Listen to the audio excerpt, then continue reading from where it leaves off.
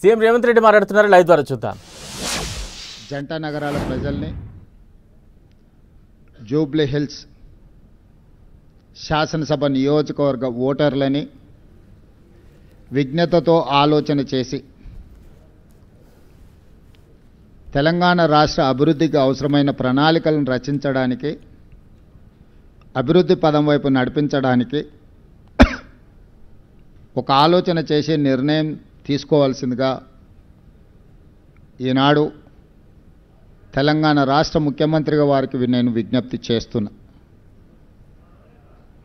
ఎన్నికల సందర్భంగా 3 ప్రధాన రాజకీయ పార్టీలు తమ తమ యొక్క విధానాలను, ఆలోచనలని ప్రజల ముందు వివరించడం జరిగింది. సరే, ఎవరు ఎన్ని మాట్లాడినా నేను ఒక సూచన చేయదలుచుకున్నా. ముఖ్యంగా జూబ్లీహిల్స్ శాసనసభ నియోజకవర్గ ఓటర్ మహాశైలకు 2004 నుంచి 2014 వరకు 10 సంవత్సరాలు తెలంగాణ రాష్ట్రంలో కానీ కేంద్రంలో కానీ కాంగ్రెస్ పార్టీ అధికారంలో ఉన్నది. 2014 నుంచి 2024 వరకు 10 సంవత్సరాలు రాష్ట్రంలో బీఆర్ఎస్, కేంద్రంలో బీజేపీ అధికారంలో ఉంది. ఆనాడు 2004 నుంచి 2014 వరకు 10 సంవత్సరాలు రాష్ట్ర కేంద్రంలో కాంగ్రెస్ పార్టీ అధికారంలో ఉన్నప్పుడు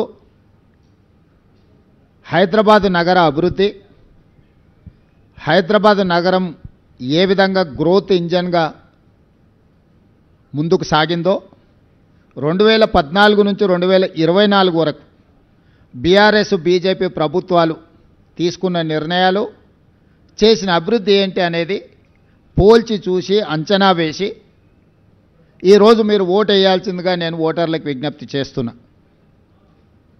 భారతదేశంలోనే మెట్రోపాలిటన్ నగరాలలో ఢిల్లీ, ముంబై, చెన్నై, బెంగళూరుతో పోటీ పడే విధంగా హైదరాబాదు నగరం ఎప్పుడు అభివృద్ధి చెందింది? తెలంగాణ రాష్ట్రం ఏర్పడ్డ రోజు 16,000 కోట్ల రూపాయల మిగులు బడ్జెట్తో ఈ తెలంగాణ రాష్ట్రాన్ని, హైదరాబాద్ నగరాన్ని కల్వకుంట్ల చంద్రశేఖరరావు గారికి కాంగ్రెస్ పార్టీ అప్పగించడం జరిగింది.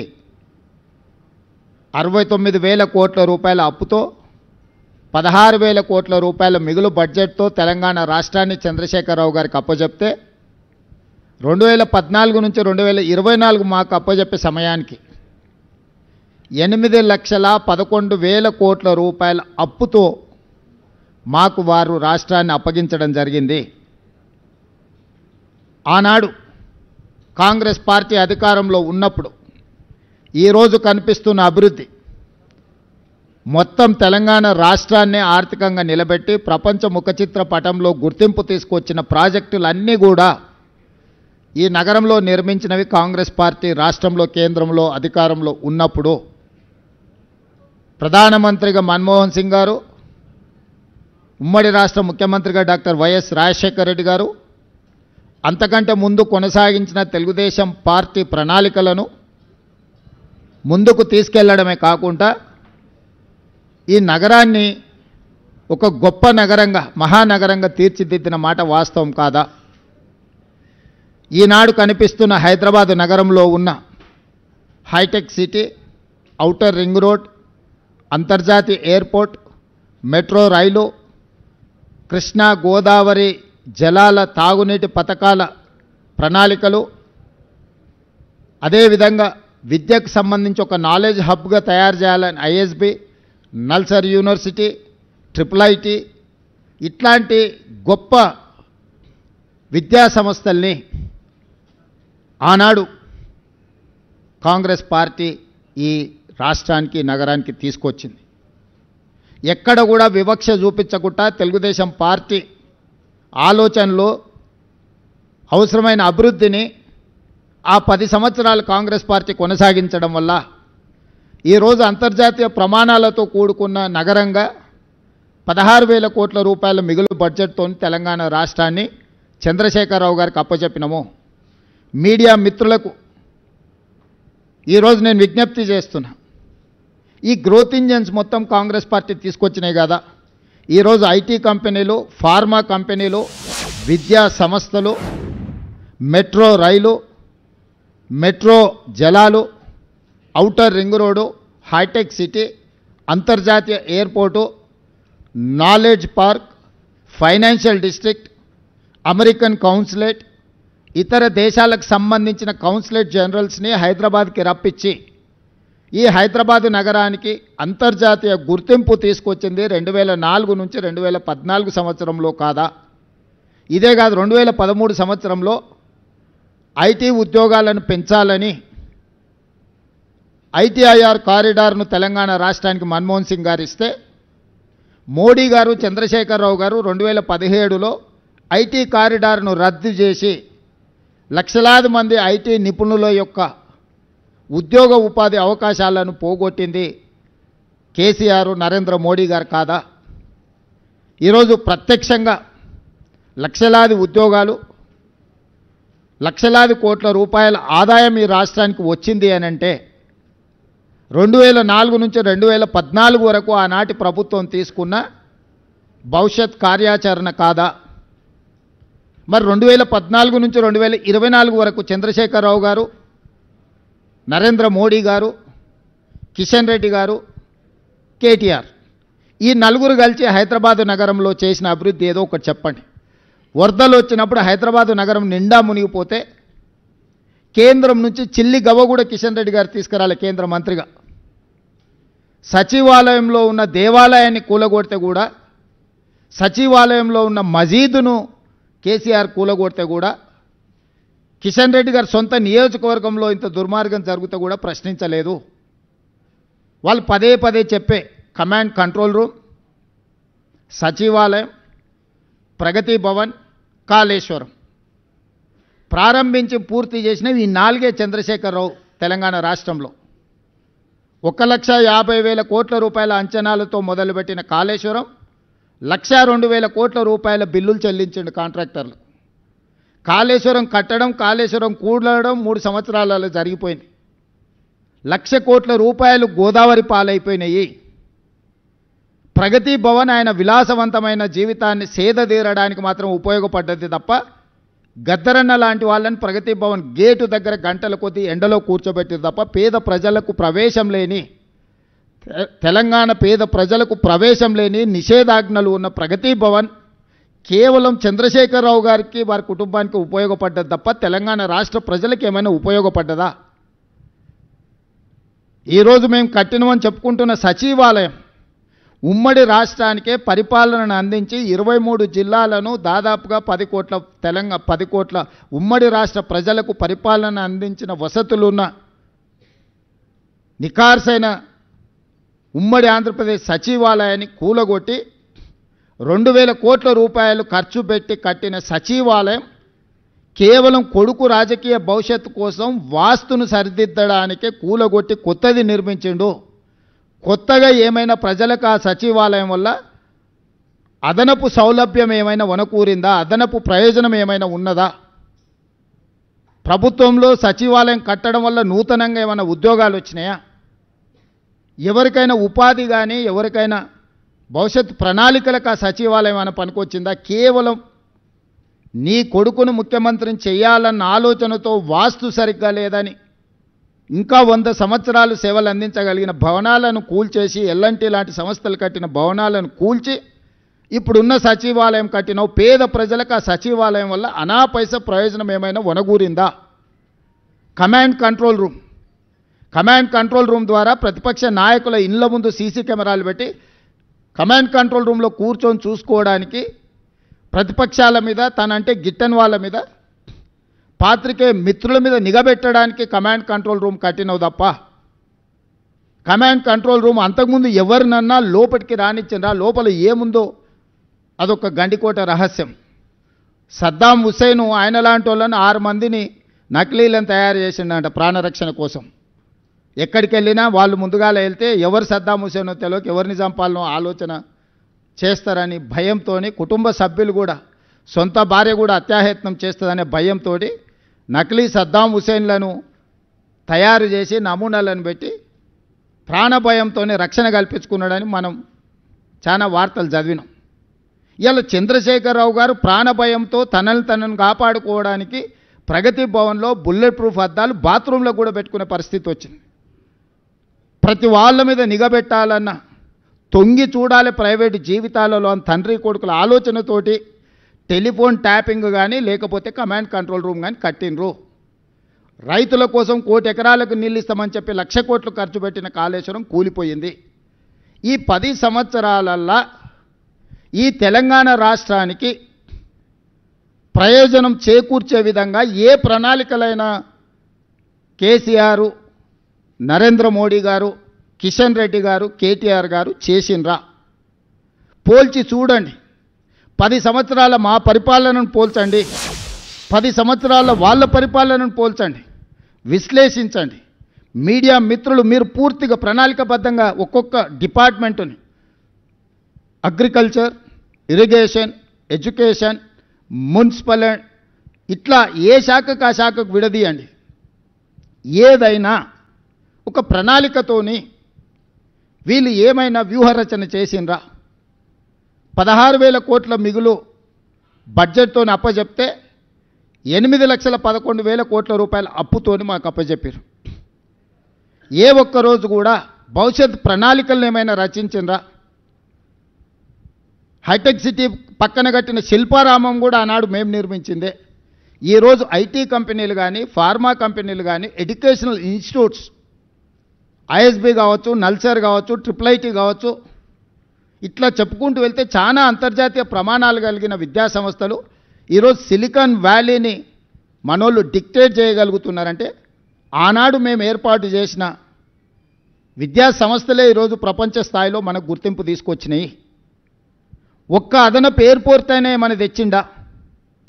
మేం కట్టిన శంషాబాద్ అంతర్జాతీయ ఎయిర్పోర్టే తప్ప 10 సంవత్సరాలల్లో ఒక్క కొత్త రైల్వే లైన్ కానీ, ఒక్క కొత్త అంతర్జాతీయ ఎయిర్పోర్ట్ కానీ, పోనీ డొమెస్టిక్ ఎయిర్పోర్ట్ కానీ, లేకపోతే మనకు ఎలాంటి అభివృద్ధి కార్యక్రమాలు ఏమైనా తీసుకొచ్చిండ్రా వీళ్ళిద్దరూ? మనం ఇచ్చిన ITIRను రద్దు చేయడం తప్ప, AIBP ప్రాజెక్టుల కింద మనం ఇచ్చిన ప్రాజెక్టులను రద్దు చేయడం తప్ప, సాగునీటి ప్రాజెక్టుల మీద 6,000 కోట్ల రూపాయలు బ్యాంకుల FDతోని GHMCని అప్పచెప్తే ఈరోజు 10,000 కోట్ల రూపాయలు అప్పు ఉంది GHMC మీద. మరి కౌన్సిలర్లు వాళ్ళే గెలిచిండ్రు, కార్పొరేటర్లు వాళ్ళే గెలిచారు, ఎమ్మెల్యేలు వాళ్ళే గెలిచారు, ఎమ్మెల్సీలు వాళ్ళే గెలిచారు, ఎంపీలు వాళ్ళే గెలిచిండ్రు. మొత్తం పరిపాలన మీద 100% గుత్తాధిపత్యం వాళ్ళ చేతుల్లోనే ఉంది. ఎందుకు అభివృద్ధి చేయలేకపోయినరు? హైదరాబాదు దాహార్తి తీర్చడానికి ఏదైనా ఒక నూతన తాగునీటి పథకాన్ని 10 ఏళ్లలో వీళ్ళు మొదలుపెట్టినరా? పూర్తి చేసిండ్రా? మీరు ఒక్కసారి చెప్పండి. ఈరోజు కృష్ణానది జలాల నాడు చంద్రబాబు నాయుడు గారు మొదలు పెడితే phase 1, phase 2, phase 3 Congress party చేసింది.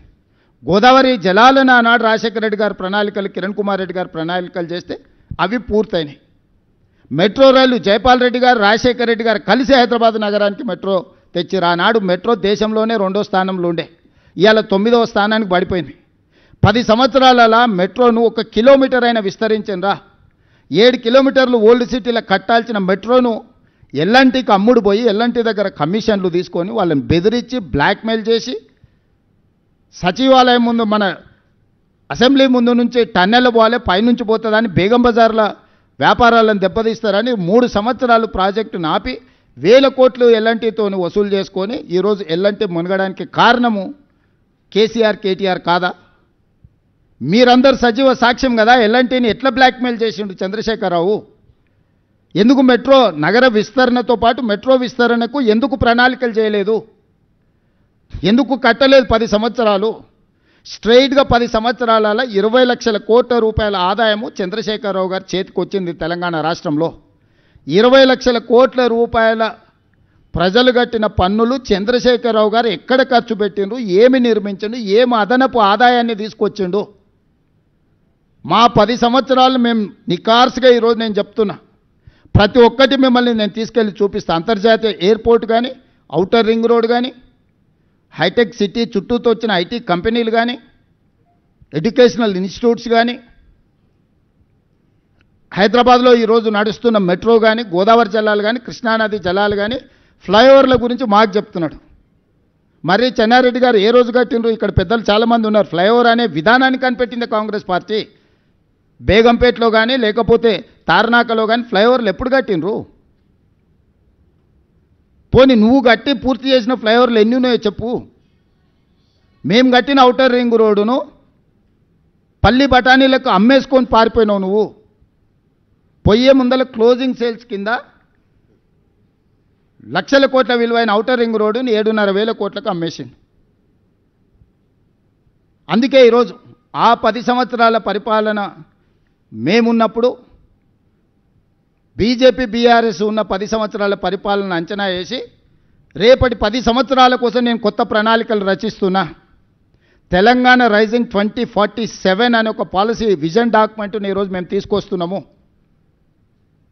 2047కి స్వతంత్రం వచ్చి 100 సంవత్సరాలు పూర్తి చేసుకోబోతున్నాం. రాబోయే 100 సంవత్సరాల కోసం ఎలాంటి భవిష్యత్ ప్రణాళికలు ఉండాలనో మేము ఒక విజన్ డాక్యుమెంట్ ప్లాన్ చేస్తున్నాం. ఈరోజు మెట్రో విస్తరణకు 43,000 కోట్ల రూపాయల ప్రణాళికలతో కేంద్ర ప్రభుత్వానికి మేము ఇచ్చినాం. బ్యాడ్ బ్రదర్స్ ఇద్దరు కలిసి అడ్డుకుంటున్నారు, కిషన్ రెడ్డి కేటీఆర్ కలిసి. ఆనాడు హైదరాబాదు నగర అభివృద్ధి కోసం కొట్లాడిన వాళ్ళని హైదరాబాద్ బ్రదర్స్ అనేటోళ్ళు, శశిధర్ రెడ్డిని మరి జనార్దన్ రెడ్డిని.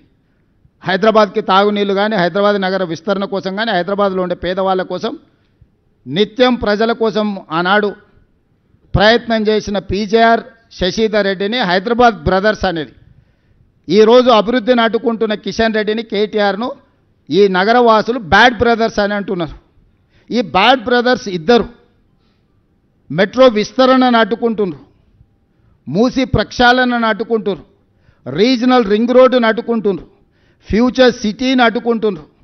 మేము ఈరోజు గోదావరి జలాలు 20 టీఎంసీలు నగరానికి తేవాలంటే వాటిని అడ్డుకుంటారు.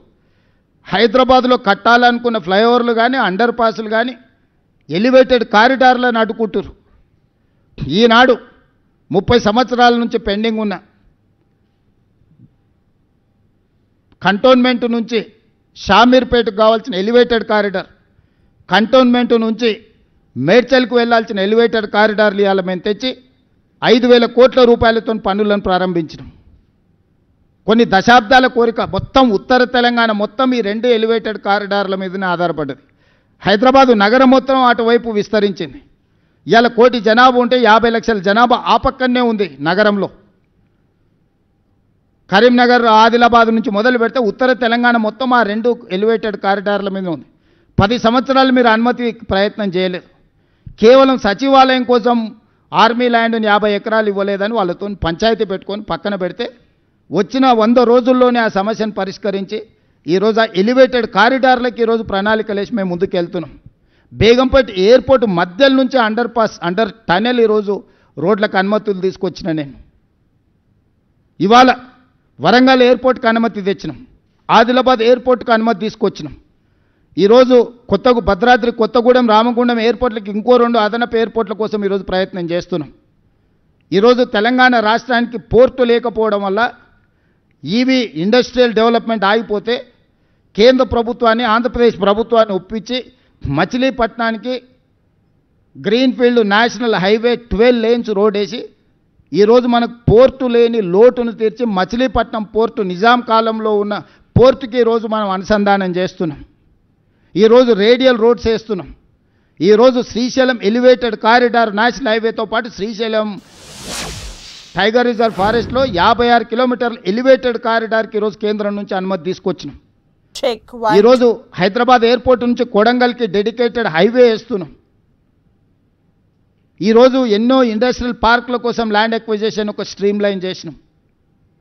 ఎన్ని జీసీసీ కంపెనీలను తెచ్చినామంటే నేను ఛాలెంజ్ చేస్తున్నా, ఫార్చ్యూన్ 500లో ఇవాళ 70% జీసీసీ కంపెనీలు ఇండియాకు వచ్చిన దాంట్లో ఓన్లీ హైదరాబాద్ నగరానికి కాంగ్రెస్ పార్టీ అధికారంలోకి వచ్చిన తర్వాత తీసుకొచ్చినాం.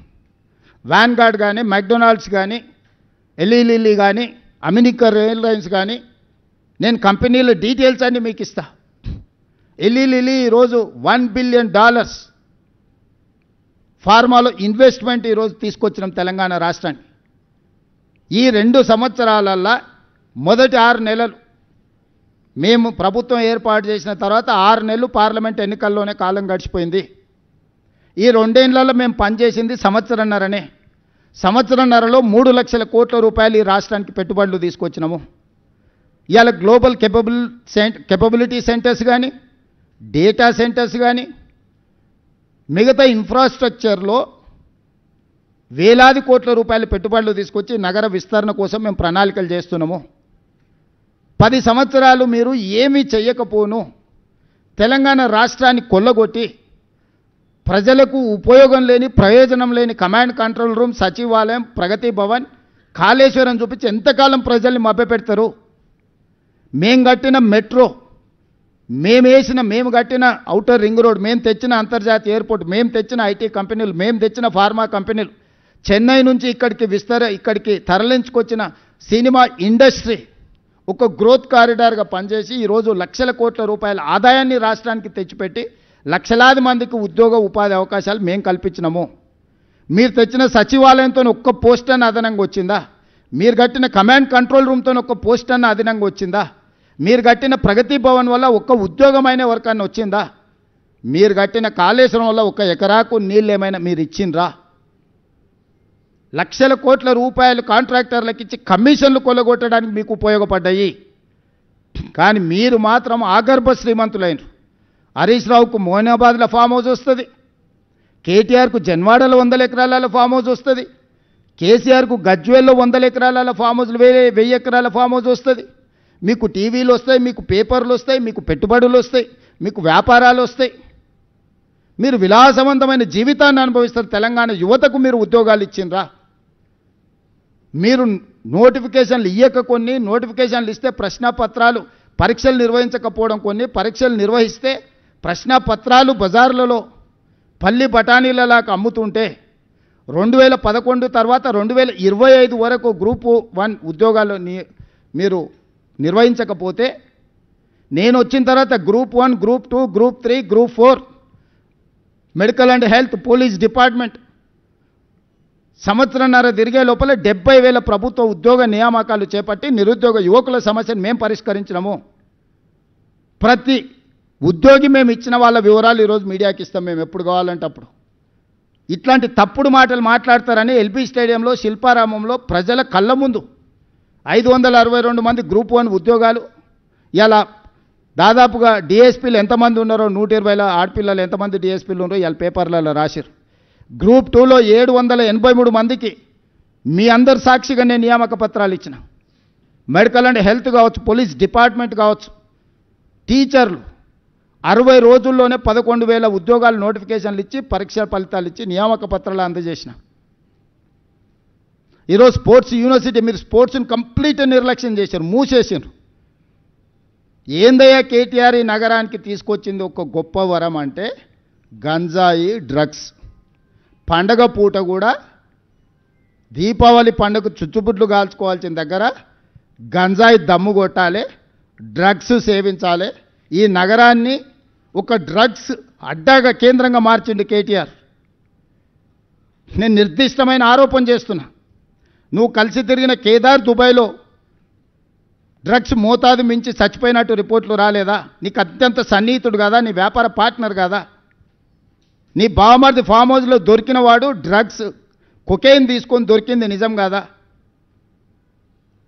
111 జీవోలో వయలేట్ చేసి వందలాది వేలాది ఎకరాలలో మీరు ఫామ్ హౌస్లు, మీరు మీ అనుచరులు ఫామ్ హౌస్లు కట్టుకొని నిబంధనలు తుంగలో దొక్కి హిమాయత్ సాగర్, ఉస్మాన్ సాగర్ని నిర్వీర్యం చేయాలనుకొని దాన్ని మూసేసి దాన్ని సర్వనాశనం చేయడానికి మీరు కంకణం కట్టుకుంటే పునరుద్ధరించడానికి ఈరోజు మేము ప్రయత్నం చేస్తున్నాం గోదావరి జలాలు తీసుకొచ్చి. ఈ నగరానికి ఏది మీరు ఇచ్చినా ఒక బహుమతి చెప్పండి, ప్రజలకు ప్రయోజనం చేకూర్చేది చెప్పండి, నిరుద్యోగ యువకులకు ఉద్యోగాలు ఉపాధి దొరికింది ఒక్కటి చెప్పండి. మీరు తెచ్చిన ప్రాజెక్ట్ ఏదైనా సింగిల్ ప్రాజెక్ట్ నేను చెప్పడం కాదు, మీరు ఆలోచన చేయండి. మేము 2014-14లో చేసిన అభివృద్ధిని 2014 నుంచి 2024 మధ్యలో వాళ్ళు చేసిన అభివృద్ధిని 10 సంవత్సరాలు మా పరిపాలన, 10 సంవత్సరాలు బీజేపీ బీఆర్ఎస్ పరిపాలన తీసుకోండి. నరేంద్ర మోడీ గారైనా చంద్రశేఖరరావు గారైనా గత 10 సంవత్సరాలుగా వాళ్ళు చేసిన ప్రణాళికలు ఏంటివి, తెచ్చిందేందో ఎక్కడ నిలబడి చర్చ చేద్దామన్నా నేను సిద్ధం. కేటీఆర్ను కిషన్ రెడ్డిని ఇద్దరిని కలిసిరామని అడుగుతున్న, బ్యాడ్ బ్రదర్స్ని ఇద్దరిని. ఇవాళ ఈ నగరాన్ని అభివృద్ధి చేయాలంటే మాకు ఈ బీఆర్ఎస్ బీజేపీ ఎమ్మెల్యేలు ఎంపీలు అడ్డంకిగా మారినరు, చీడ పురుగుల్లాగా తయారైనరు. కంటోన్మెంట్లో కాంగ్రెస్ గెలిస్తే 5,000 కోట్ల రూపాయలతోనే అభివృద్ధి పనులు మొదలుపెట్టినాం. ఇవాళ జూబ్లీ హిల్స్లో గెలిస్తే ఇక్కడ నగరంలో అభివృద్ధి చేయడానికి నాకు సహకారం అందుతుంది. ఇవాళ అందుకే జూబ్లీ హిల్స్ కాంగ్రెస్ గెలవాల్సిన అవసరం ఉంది. నగరాన్ని అభివృద్ధి చేయాలంటే ప్రజాప్రతినిధుల సహకారం అవసరం. ఈరోజు ఓల్డ్ సిటీలో ఎంఐఎం నాకు సహకరించినందుకు 20 ఏళ్ల నుంచి ఆగిపోయిన గౌలిగూడ నుంచి చంద్రాయన్గుట్ట ఓల్డ్ సిటీ మెట్రో రైలు ఈరోజు పనులు వేగంగా జరుగుతున్నాయి. అండర్ గ్రౌండ్ డ్రైనేజ్ పనులు జరుగుతున్నాయి. మిరాలం ట్యాంకులో elevated road bridge, cable bridge ఈరోజు 500 కోట్లతో పనులు ప్రారంభమైనాయి. ఆరాంగఢ్ బ్రిడ్జ్ను కంప్లీట్ చేయగలిగిన నేను. ఓల్డ్ సిటీలో రోడ్ల విస్తరణ పనులు నేను పూర్తి చేయగలిగిన. దాదాపుగా 4-5 వేల కోట్ల రూపాయలు ఈ 2 ఏళ్లలో ఓల్డ్ సిటీ అభివృద్ధి పనుల కోసం నేను నిధులు మంజూరు చేసి నేనే స్వయంగా పర్యవేక్షించి క్షేత్రస్థాయిలో నేనే చేస్తున్నా. మరి బీజేపీ బీఆర్ఎస్ మాకు సహకరించి ఉంటే ఈ నగరం అభివృద్ధి జరుగుతుంది కదా. ఈరోజు నేను ఏం అడుగుతున్నా, ఒక ఓటు అడుగుతున్నా. ఈ ఓటు ద్వారా అభివృద్ధి చేసుకుందాం, మెట్రో విస్తరించుకుందాం, నగరానికి గోదావరి జలాలు తెచ్చుకుందాం, మూసీ నది ప్రక్షాళన చేసుకుందాం. కిషన్ రెడ్డి గారిని సూటిగా అడుగుతున్నా. అహ్మదాబాదులో ఒక నూతన నగరం నిర్మించుకున్నారు. అహ్మదాబాదులో సబర్మతి రివర్ ఫ్రంట్ అని నదీ ప్రక్షాళన చేసుకున్నారు. ఉత్తరప్రదేశ్లో గంగా నది ప్రక్షాళన చేసుకొని 1,000 కోట్ల రూపాయలు కేంద్ర ప్రభుత్వం నిధులు ఇచ్చింది. ఈరోజు ఢిల్లీలో మీ ప్రభుత్వం యమునా నది ప్రక్షాళన చేస్తామని 1,000 కోట్ల రూపాయలు కేంద్ర ప్రభుత్వం నిధులు ఇస్తుంది. ఉత్తరప్రదేశ్కు నదీ ప్రక్షాళన జరగవచ్చు, ఢిల్లీలో నదీ ప్రక్షాళన జరగవచ్చు, గుజరాత్లో నదీ ప్రక్షాళన జరగవచ్చు. ఈ 3 రాష్ట్రాలు అభివృద్ధి చేసుకోవచ్చు. మరి మూసీ నది ప్రక్షాళన మనకు వద్దా? ఎందుకు పగబట్టినావు కిషన్ రెడ్డి? ఎందుకు కేటీఆర్కు సహకరిస్తున్నావు? ఎందుకు కేటీఆర్కు లొంగిపోయినావు? కేటీఆర్ అనేవాడు ఒక విషపురుగు, విష సంస్కృతిని తీసుకొచ్చినోడు. గంజాయి డ్రగ్స్ను స్కూల్ పిల్లలకు కూడా స్కూళ్ళ ముందు గంజాయి చాక్లెట్లు స్కూల్ పిల్లలకు అమ్ముకునే పరిస్థితి తెలంగాణ రాష్ట్రంలో వచ్చింది. ఎయిర్పోర్ట్ పక్కనే, ఔటర్ రింగ్ రోడ్ పక్కనే డాక్టర్ ఆడపిల్లను అన్యాయంగా రేప్ మర్డర్, నిర్దాక్షిణ్యంగా రేప్ అండ్ మర్డర్. సింగరేణి కాలనీలో 6 సంవత్సరాల అమ్మాయిని గంజాయి మత్తులో చంపినరు. వాళ్ళ పరిపాలనలో ఇట్లాంటి దుర్మార్గాలు ఎన్ని జరిగినాయి? జవహర్ నగర్ ప్రాంతంలో ఎన్ని దారుణాలు జరిగినాయి? మేము వచ్చినాక శాంతి భద్రతలను పర్యవేక్షించి కఠినంగా వ్యవహరిస్తున్నాం.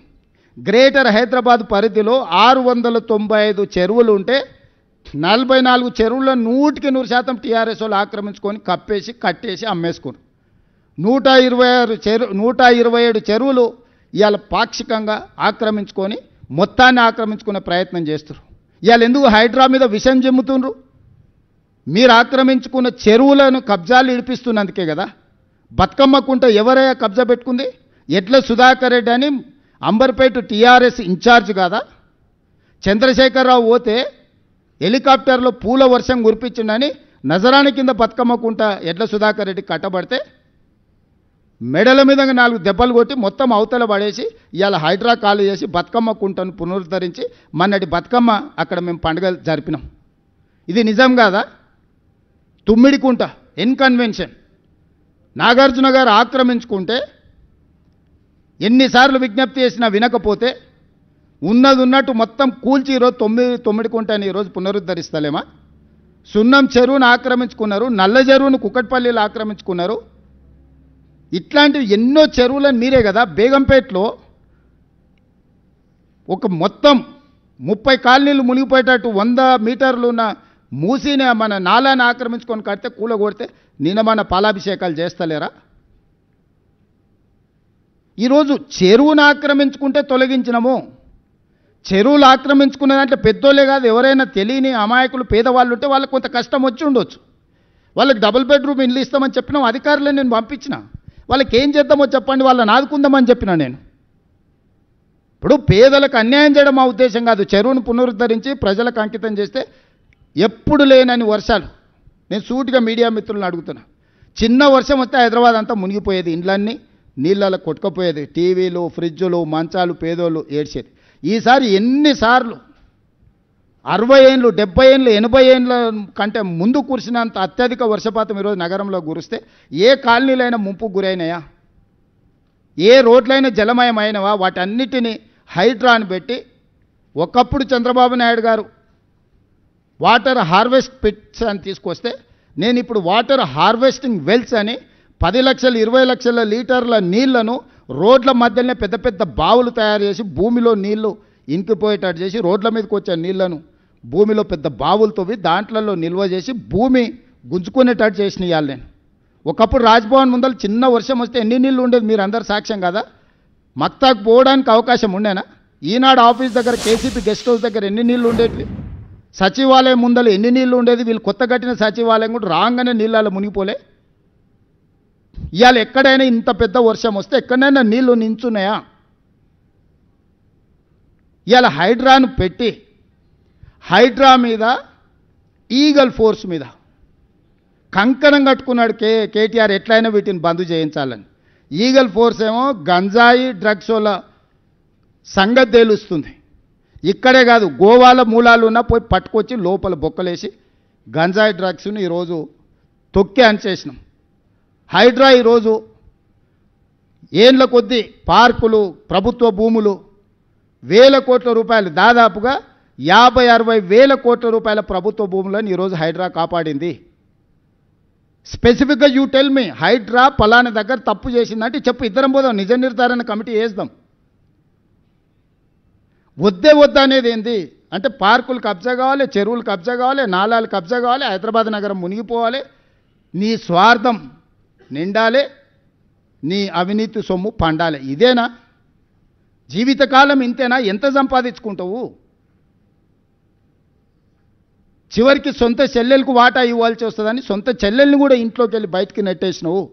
ఇంతకంటే ఎవడైనా నికృష్టుడు ఉంటాడా? పాత సామెతోటి ఉంది, కోతుల పంచాయతీ పిల్లి తీర్చిందని. హరీష్ రావు సంగతి మీరు అందరూ ఆలోచన చేయరు. మెదక్లో జగ్గారెడ్డిని ఫస్ట్ బయటికి తోలేండు అడ్డం వస్తాడని, విజయశాంతిని బయటికి తోలేండు, రఘునందన్ రావుని బయటికి తోలేండు. రాష్ట్రంలో దేశని చిన్నమాలయని కావచ్చు, సమరసింహారెడ్డిని కావచ్చు, ఆలయ నరేంద్రన్ కావచ్చు, మొన్నటి ఈటెల రాజేందర్ కావచ్చు, ఈ పార్టీని కబలించాలి అనుకుంటే కేసీఆర్ కుటుంబానికి అండగా నిలబడేటోళ్ళందరినీ సాపు పట్టుకుంటూ వచ్చాడు. అజయ్ దేవ్గన్తో సినిమా ఉంటుంది కాలని, కొంతమంది మిత్రులు అడవిలోకి పోయి తిరగడానికి పోయి దారి తప్పుతారు. అడవిలో నాకు అన్ని దారులు తెలుసు మీకు చూపిస్తారా అని ఒక ఆయన వస్తాడు, ఆయనే అజయ్ దేవ్గన్ కాల్ సినిమాలో. వాళ్ళకి దారి చూపించుకుంటే ఒకనొకని మింగేస్తుంటాడు. వాళ్ళకి తెలియదు దయ్యం తింటుంది అనుకుంటారు. చివరికి అర్ధరాత్రి పూట బావిలో నీళ్లు తోడడానికి వచ్చినప్పుడు వీడు నేను తోడిస్తే అని వస్తాడు. తోడితే చూస్తే వీడి నీడగా అనిపిస్తుంది కానీ వాడి నీడగా అనిపిస్తుంది. అప్పుడు గుర్తుపడతాడు, ఓహో దయ్యం ఇది ఉందని. పక్కనే వండుకుంటూ ఒకనొకని మింగుకుంటూ పోతుంటాడు కాల్ సినిమాలో అజయ్ దేవ్గన్. హరీష్ రావు కూడా అదే రకంగా కేసీఆర్ పక్కన చేరి రేపు ఈ పార్టీని కబలించడానికి అడ్డం వచ్చేటోళ్ళను కేసీఆర్కు అండగా నిలబడేటోళ్ళను ఒకరొకరిని సాఫ్ చేసుకుంటాను. మొత్తం హిస్టరీ చూడండి. పోయిన వాళ్ళందరూ కేసీఆర్కు లాయల్గా ఉన్న వాళ్ళే బయటికి పోయారు. ఆలయ నరేంద్ర నుంచి మొదలు పెడితే దేశని చిన్నమలే కావచ్చు, విజయశాంతి గారు కావచ్చు, నిన్నటి మొన్నటి ఈటెల రాజేందర్ కావచ్చు, బయట వాళ్ళని అందరినీ క్లీన్ చేసిండు. ఇంట్లో కేటీఆర్ కవిత కలిసి ఉంటే తిరుగుబాటు జరిగినప్పుడు వాళ్ళిద్దరు ఒకటి ఉంటే సమస్య అవుతుందని ఇద్దరి మధ్యలో పెట్టి కవితను కూడా బయటికి దొప్పించిండు హరీష్. వీడు ఉత్త సోంబేరోడు, మీకు తెలుసు కదా. కేసీఆర్ గారు ఆరోగ్యం బాగాలేదు, వీనికి తలకాయ బాగాలేదు, ఆలోచనలు బాగాలేవు. ఇంకా హరీష్ దేవుంది ఒకటే స్టెప్, ఇంకా ఒక ఫైనల్ ఏమంటారు ఇంకొక అడుగు ఉంది గంతే. వెనకటికి కోతుల పంచాయతీ పిల్లి తీర్చింది అన్నట్టు ఈ రెండు కోతులు కొట్లాడుకుంటే ఆశ పంపకాల మొత్తం రొట్టె అటు కొంచెం ఇటు కొంచెం మొత్తం తినడానికి హరీష్ మొత్తం సిద్ధం చేసుకొని పెట్టుకున్నాడు.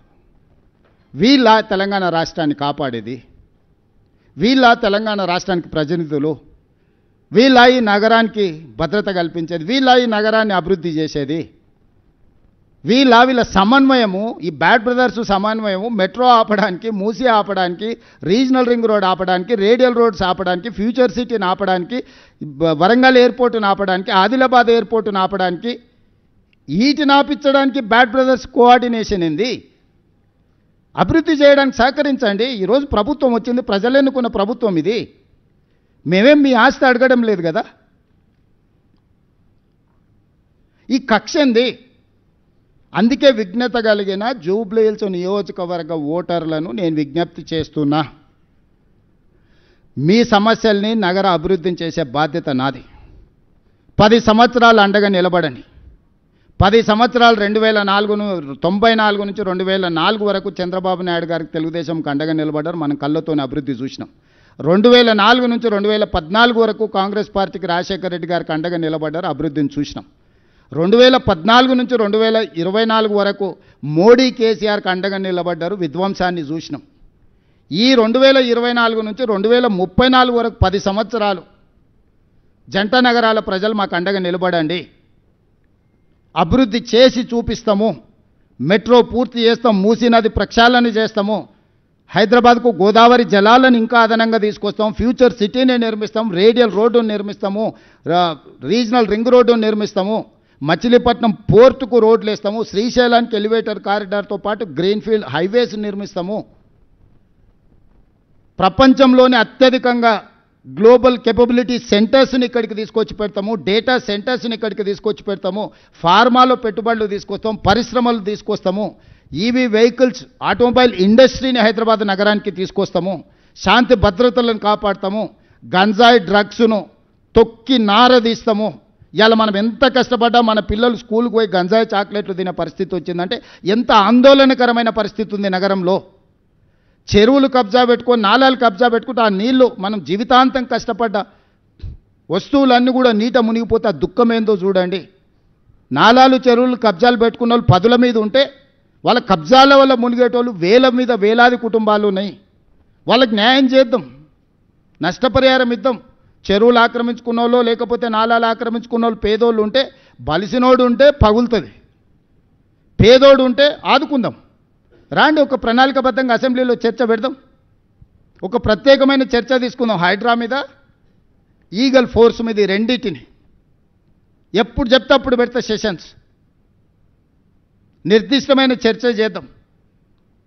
మీరు మొత్తం చెప్పండి, మేము చేస్తున్న తప్పులేమనుంటే తీసుకురండి, సరిదిద్దుకుందాం, సవరించుకుందాం.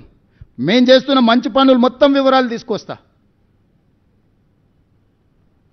అంతర్జాతీయ స్థాయికి రోజు విస్తరించాలి, పోటీ పడాలి అనంటే అభివృద్ధికి సహకరించాలి. ఇప్పటి వరకు కౌన్సిలరు, కార్పొరేటర్లు, ఎమ్మెల్యేలు, ఎమ్మెల్సీలు, ఎంపీలు, రాష్ట్రం, కేంద్రం బీజేపీ బీఆర్ఎస్కే ఇచ్చారు. ఈ ఒక్కసారి మాకు అవకాశం ఇవ్వండి. నవీన్ యాదవ్ యువకుడు, ఆ పిల్లగాడు అక్కడనే పుట్టిండు, అక్కడనే పెరిగిండు. ఆ పిల్లగాడిని రౌడీ అని మాట్లాడుతారు. ఎవడా దీపావళి పండుగ రోజు గంజాయి కొట్టేటోడు రౌడీ అవుతాడా? గల్లీల పేదోళ్ళకి అండగా నిలబట్టోడు రౌడీ అవుతాడా? 10 ఏళ్ళ సినిమా హీరోల గెస్ట్ హౌస్లలో నువ్వు ఎట్లా గడిపినావో లోకానికి అంతే తెలుసు. ఎప్పుడైనా సినిమా కార్మికుల గురించి ఏ రోజు అని పిలిచి మాట్లాడినవా? ఈరోజు మా ప్రభుత్వాలను పిలవడం, మాట్లాడడమే కాదు, లైఫ్ ఇన్సూరెన్స్, జీవిత బీమా, ఆరోగ్య బీమా, వాళ్ళ పిల్లల చదువులకు కావాల్సిన ప్రణాళికలు, రేపు సినిమా టికెట్ల ధరలు పెంచితే 20% వాళ్ళకు వెల్ఫేర్ బోర్డుకి ఇస్తేనే సినిమా టికెట్ల ధరలు పెంచుతానని నేను మాట ఇచ్చిన. ఈరోజు చిత్రపురి కానీ, ఫిలిం నగర్ కానీ మేము కట్టినాయి కాదా, మేము ఇచ్చినాయి కాదా? ఈరోజు సినిమా ఇండస్ట్రీ 1964లో నంది అవార్డులు మేము మొదలుపెట్టినాం, కళాకారులను ప్రోత్సహించాలి. 10 ఏళ్ళు నువ్వు బంధు పెడితే మళ్ళీ గద్దరన్న పేరు మీద అవార్డ్స్ ఇచ్చింది మేము కాదా? ఈరోజు నంది అవార్డ్స్ నుంచి ఆస్కార్ అవార్డు వరకు తెలుగు ఫిల్మ్ ఇండస్ట్రీ విస్తరించిందంటే దానికి కాంగ్రెస్ కారణం కాదా? ఫిల్మ్ ఇండస్ట్రీ కోసం ఏదైనా కేసీఆర్, కేటీఆర్, బీజేపీ చేసింది ఒక్కటి ఉందా చెప్పండి? ఫిలిం నగర్ నుంచి, ఫిలిం నగర్ క్లబ్ నుంచి మొదలు పెడితే చిత్రపురి కాలనీ వరకు మేమే కదా చేసింది. కార్మికులను ఆదుకున్నది మేమే కదా. రేపటి వాళ్ళ భవిష్యత్తు ప్రణాళికలు. ఇప్పుడు బాలీవుడ్ వస్తుంది, రేపు హాలీవుడ్ను కూడా ఇక్కడ షూటింగ్లకు తెచ్చే బాధ్యత మేము తీసుకుంటాం. సినిమా పరిశ్రమను వాళ్ళని నక్కున పెట్టి చూసుకుంటాము, వాళ్ళ మంచి కోసమే కదా. నిఖత్ జరీన్, సిరాజ్కు డిఎస్పీ ఉద్యోగాలు ఎందుకు ఇచ్చినాం? క్రీడల్ని ప్రోత్సహించడానికి కదా. మొహమ్మద్ అజారుద్దీన్ ఈరోజు మంత్రిని చేస్తే కూడా మీకు కడుపుమంట. మా మంత్రివర్గంలో మా నాయకుడు ప్రజల కోసం ప్రాతినిధ్యం ఇస్తే మీకెందుకు దుఃఖము? నాకు అసలు అర్థమే కాలే. అసలు ఏంది వీళ్ళ ఆలోచన? భావదారిద్ర్యం ఏంది?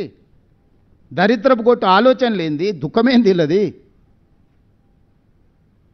మీ సమస్యలు కూడా పెండింగ్ ఉంటే నేను వచ్చినాకనే పరిష్కరించిన. మీకు నష్టం కోర్టు తీర్పు వల్ల జరిగింది. కానీ మీకు రాజశేఖర రెడ్డి గారు ఇచ్చిపోయిన ఇండ్ల పట్టాలు 10 ఏళ్ళు ఇవ్వకుండా పక్కన పెడితే నేనే కదా మీకు అందరికీ, మీ అందరితో భోజనం చేసి మీ అందరినీ మంచి చేయాలని ఒక అడుగు ముందుకు వేసినాం కదా. రేపు భవిష్యత్తులో కూడా మీకోసం ఏదైనా మంచి చేయాలని ఎట్లా దాని నుంచి బయటపడాలని చూస్తున్నాం కదా. మీ మంచి కోసం కూడా ఆలోచన చేస్తలేమా? పెద్దలు శ్రీనివాసరెడ్డి గారిని మీ తరఫున పెట్టలేదా? ఎవరిని వదిలేసినా మీరు చెప్పండి. విద్యార్థులను వదిలేసినామా, నిరుద్యోగ యువకులను వదిలేసినామా, రైతులను వదిలేసినామా, మహిళలను వదిలేసినామా, పాత్రికేయ మిత్రులను వదిలేసినామా, రాష్ట్ర ప్రజలను వదిలేసినామా గాలికి వాళ్ళలాగా? రోజులో 18 గంటలు మీతోనే కూర్చొని పనిచేస్తున్నా కదా. నేను ఎక్కడికి పోయినా తాటి చెట్టు లెక్క పెరిగిండు కానీ తలకాయ మోకాళ్ళలో కూడా లేదు అన్నట్టు, దూడకున్న బుద్ధి కూడా లేదు, దూలం లెక్క పెరిగిండు అని వెనకడికోవడం అన్నాడు. రేవంత్ రెడ్డి సచివాలయం వస్తున్నాడు. అసలు సిగ్గున్నదే మాట్లాడానికి? కమాండ్ కంట్రోల్ రూమ్ అయినా మా తాతదా? నా క్యాంప్ ఆఫీస్ కింద దాన్ని వాడుకుంటున్నా. రెగ్యులర్గా సచివాలయం నేను వచ్చి కూర్చొని సమస్యల మీద మాట్లాడుతున్నా. రోజులో 18 గంటలు ఎక్కడున్నా నా జీవితంలో కానీ, నా విధానంలో కానీ, నా నిర్ణయాలలో కానీ ప్రతిపక్షంలో ఉన్నప్పటికి ఇప్పటికి ఏమైనా మార్పు వచ్చిందా? మీ అందరితో వ్యవహరించే శైలి కానీ వాళ్ళలాగా ఏమన్నా దుర్మార్గంగా ఎప్పుడైనా వ్యవహరించినా? అసలు నా పోలికేంది? నా గురించి మాట్లాడేది హరీష్ రావు? నువ్వు ఎప్పుడైనా అద్దంలో చూసుకో నా గురించి మాట్లాడే ముందు. నాదేముంది? సాదాసీదా జీవితము. నేనేం గవర్నమెంట్ ఢిల్లీకి పోయినా కూడా జనరల్ ఫ్లైట్లో పోతా. నేను మీలాక ప్రత్యేక విమానాలు, మీ దేవుళ్ళ మొక్కులు కూడా ప్రభుత్వం సొమ్ములతోని. కనకదుర్గ ముక్కు పుడకానంటే ప్రభుత్వం సొమ్మే. వెంకటేశ్వర స్వామి తిరుమల తిరుపతి కొండ మీద దేవుడికి ఇస్తే ప్రభుత్వం సొమ్మే. చివరికి యాదగిరిగుట్ట టెంపుల్ నిర్మాణంలో అవినీతే. దేంట్లో మీరు వదిలింది? కోవిడ్ టైంలో ఎన్ని డొనేషన్స్ను మీరు దిగమింగినరు. కోవిడ్ను కూడా వదలలేదు ప్రజలకు సేవ చేయాల్సిన సమయంలో. మీకు మాకు పోలికేందయ్యా? పొంతనేంది? ఇప్పుడు కూడా 3 సార్లు ఇచ్చిండ్రు జూబ్లీహిల్స్ వాళ్ళకే. ఏం చేసిండ్రు? 3 సార్లు బీజేపీకి ఇచ్చిండ్రు. ఏం చేసిండ్రు? కళ్ళ ముద్దలు ఉంది కదా. ఇప్పుడు సమస్యలు ఉన్నాయి. అయ్యో ఈడ చెత్త ఉంది, అయ్యో ఈడ మట్టి ఉంది, ఈడ కాలువల మోరీల బురద ఉంది అని అంటుంది. ఎవడు కారణము? అసలు సిగ్గాను ఉండాలి. అందుకే నా చెత్తకుండి దగ్గర ఓ రోజు కట్టేసేయారు. కట్టేస్తే గొలుసు పెట్టి కట్టేస్తే తెలుస్తుంది, జ్ఞానోదయం కలుగుద్దేమో అట్లనా అని. అన్ని సమస్యలను పరిష్కరించి నగరాన్ని అంతర్జాతీయ ముఖచిత్రంలో పెట్టడానికి జూబ్లీహిల్స్ నియోజకవర్గ ఓటర్లను సహకరించాల్సిందిగా నేను విజ్ఞప్తి చేస్తున్నా. మీడియా మిత్రులకు కూడా సర్వేల గురించి నేను ఎక్కువ మాట్లాడదలుచుకోలే. సారు కారు 16 అన్నారు, పరారు అయిపోయారు. 100కి తగ్గేది లేదన్నారు, బొక్కలు ఇరిగి బోర్ల పడ్డారు. ఒక 10 ఉదంతాలు చూసినాం. నేను ఏ సర్వే ఏజెన్సీలను ఎవరి గురించి నేనేం అనదలుచుకోలే. మనం బ్యాండ్ మేళం మనం డబ్బులు ఇచ్చి పిలుచుకుంటే వాడు మనం పాడమన్న పాట పాడతాడు, వేరే పాడతాడా? మనం ఒకవేళ సావు కూలిస్తే సావు పాట పాడమంటే సావు పాట పాడతాడు కానీ పెళ్లి పాట పాడతాడు పాడాడు కదా. మనం నగదిచ్చి మనం సర్వే చేసుకుంటే మనకు అనుకూలంగానే ఇస్తాడు, వ్యతిరేకంగా ఎందుకు ఇస్తాడు? వాళ్ళు ఏదో నగదిచ్చారు, వాళ్ళు ఏదో చేసుకోరు. వాళ్ళ మీద చర్చ చేస్తూ నేను ఏ ఛానల్స్ని ఏ పేపర్లను ఎందుకు వేసిరని నేను అడగదలుచుకోలే. మీ ఇష్టం, మీ వ్యాపారం, మీ లాభం ఏది ఉంటే అదే చేసుకోరి. కాకపోతే 14 తారీఖు తర్వాత మీరు ప్రసారం చేసింది అక్కడ లేకపోతే మీరు ఏ విధంగా ఈ సమాజాన్ని ఎదుర్కొంటారో ఒక్కసారి అదొక్కటే ఆలోచన చేసుకోరు. రేపు సమాజాన్ని మీరు ఫేస్ చేయాలి కదా. నిజం నిప్పు లాంటిది 4వ పిల్లర్ ఏంటో చెప్తారు కదా.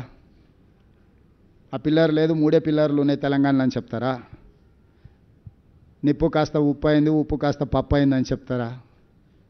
కాబట్టి దయచేసి కొన్ని పొలిటికల్ పార్టీ ఓన్డ్ మీడియా ఉంటుంది, అది మీడియా కింద మేము ఎప్పుడు చూస్తలేము. కరపత్రాల కిందనో పార్టీ కార్యకర్తల కిందనో ఇస్తాం. మనుషులుగా వాళ్ళను రిపోర్టర్ల అని మాకు విజిటింగ్ కార్డు ఇచ్చిన గౌరవిస్తున్న వ్యక్తులుగా వాళ్ళని రిపోర్టర్స్గా మేము ఎప్పుడు చూడం.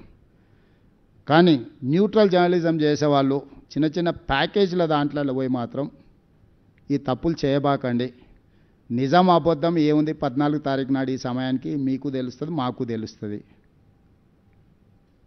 బీఆర్ఎస్ను ఓడించండి, బీజేపీ డిపాజిట్ను గల్లంతు చేయండి. ఇది ఒక్కటే నా విజ్ఞప్తి. ఈ రెండే వాళ్ళిద్దరికి శిక్ష. ఈ 10 ఏళ్ళు సర్వనాశనం చేసినందుకు వాళ్ళు ఓడాలి, వీడి డిపాజిట్ పోవాలి. శ్రీనివాసరెడ్డి గారు,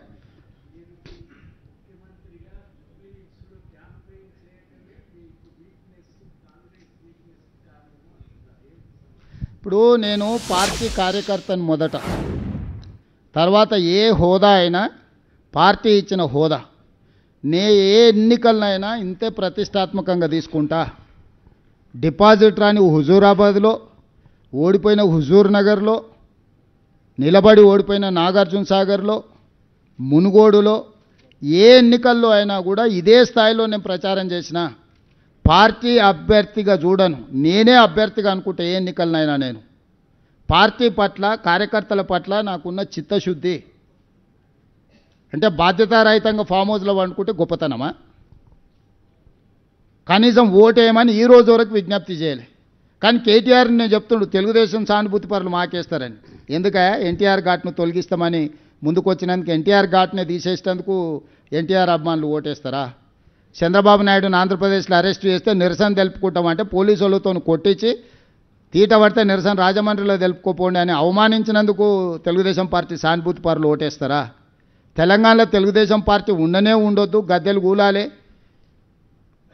అని చెప్పి కూలగొట్టించినందుకు తెలుగుదేశం పార్టీ సానుభూతి పరులు ఓటేస్తారా? తెలుగుదేశం పార్టీ గురించి చంద్రశేఖరరావుకి ఎంత తెలుసో నాకు అంతే తెలుసు. ఇద్దరం అదే స్కూలు, అదే సిలబస్, కొత్తది ఏంది లేదు. ఆయన అవుట్డేటెడ్, నేను లేటెస్ట్, గింతే.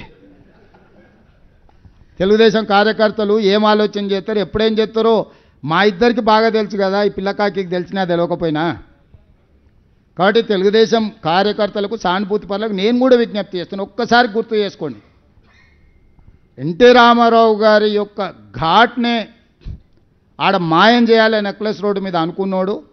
చంద్రబాబు నాయుడును అరెస్టు చేసినప్పుడు ప్రజాస్వామిక ప్రాథమిక హక్కు నిరసన తెలుపుకోవడానికి అవకాశం ఇవ్వనోడు ఈరోజు తెలుగుదేశం పార్టీ సానుభూతి ఓట్ల కోసం అర్రులు చేస్తుండంటే మీరు ఒకవేళ వాళ్ళని మర్చిపోయి క్షమిస్తే పాముకు పాలు పోసినట్టు కాదా? ఈ పాము మిమ్మల్నే కరుస్తుందా లేదా? మీరు ఒక్కసారి ఆలోచన చేయండి. సీఎం గారు, ఇప్పుడు హైడ్రా గురించి కొన్ని అడిగారు. 44 మంది చెరువుల్ని టీఆర్ఎస్ వాళ్ళు కబ్జా చేశారని చెప్తున్నారు. వాటిని కూల్చేటప్పటి నుంచి ఇదే చెప్తున్నారు కానీ కబ్జా చేసిన వాళ్ళ లిస్ట్ ఇవ్వట్లేరు. ఒకటి, ఆ కబ్జాకు కారణమైనటువంటి అధికారుల మీద చర్యలు తీసుకోవాలనే సిఫార్సు, సూచనలు చాలా వచ్చినాయి. కానీ వాళ్ళని ఏం చేయలేకపోవడం వల్ల దాన్ని ఇంకా కంటిన్యూ చేసినట్టు కదా. వాటిని బయట పెట్టే ఆలోచన ఏమైనా ఉందా? అలాంటి వాటి మీద చర్యలు? మీరు అసంపూర్తి సమాచారంతో ప్రశ్నలు అడుగుతారు. అట్లా పాల్పడ్డ వాళ్ళ మీద క్రిమినల్ కేసులు కూడా పెట్టడం జరిగింది, చెరువులను పునరుద్ధరించడం జరిగింది. ఓవర్ నైట్ అన్నీ జరగవు. ఇప్పుడు చేస్తున్నందుకే, ఈ చెరువులన్నిటిని పునరుద్ధరించినందుకే ఈ సమస్యలు వచ్చినాయి. ఏ చెరువులు అయితే కబ్జాలు తొలగించినా వాటిని పునరుద్ధరించే కార్యక్రమాలు కూడా చేస్తున్నాం. బతుకమ్మ చెరువు కబ్జాలు తీసేసి వదల్లే, బతుకమ్మ కుంటగా తీర్చిదిద్ది బతుకమ్మ పండుగ చేసినాం. తుమ్మిడి కుంట ఈరోజు ఎట్లా పనులు జరుగుతున్నాయో చూడండి, లేకపోతే సున్నం చెరువు ఎట్లా జరుగుతున్నాయో చూడండి, కుక్కట్పల్లిలో జరుగుతున్న నల్ల చెరువు చూడండి. ఎక్కడెక్కడైతే చెరువులను కబ్జాల నుంచి విముక్తి చేసినామో వాటిని పునరుద్ధరించి ప్రజలకు అంకితం చేస్తున్నాం. నాలాలను కూడా తొలగించి వదులుతలేము. ఇది ఒక దీర్ఘకాలిక ప్రణాళిక. ఇది 6 నెలల్లోనో 3 నెలల్లోనో పూర్తి అయితే 3000 మందితోని ఒక ఐజీ కాడర్ ఐపీఎస్ ఆఫీసర్ని పెట్టి చేసేది పర్మనెంట్ వ్యవస్థ. అందరి మీద కేసులు కట్టినాము. కేసులు కట్టబట్టే కదా వాళ్ళంతా పోయి కేటీఆర్కు కమిషన్లు ఇచ్చి సోషల్ మీడియాలో మా మీద దాడి చేస్తున్నది. మీరు కూడా సహకరించండి. ఏవైతే పునరుద్ధరించినామో వాటిని అప్పుడప్పుడు చూపించండి. వాళ్ళని కూడా కొంచెం ప్రోత్సహించండి. నిన్నమన్న పార్కులలో ఆయన ర్యాలీలు తీస్తారు, ఏ ఒక్క దగ్గర వేస్తలేరు. ఈ నిన్నమన ఎక్కడెక్కడైతే కబ్జాలు ఇడిపించారో ఆ కబ్జాలు ఇడిచి బెనిఫిట్ అయినరో కాలనీలలో ప్రజలందరూ బయటకు వచ్చి ర్యాలీలు తీస్తారు, హైదరాబాద్లో మాకు మేలు జరిగిందని. అవి మాత్రం స్క్రోలింగ్ కూడా వేస్తలేరు. మీ దృష్టికి ఏమొచ్చినా నేను మిమ్మల్ని కూడా నేను నెగటివ్ టోన్ తీసుకుంటలేను, మిమ్మల్ని ఏం విమర్శిస్తలేను. ఇది చాలా ఒక దీర్ఘకాలికంగా చేయాల్సిన పని. 1 by 1 చేసుకుంటూ వస్తున్నాం. ప్రభుత్వానికి కూడా వ్యవస్థలకు కూడా పరిమితులు ఉంటాయి. సమస్యల్ని చూసుకొని ముందుకు వెళ్తూ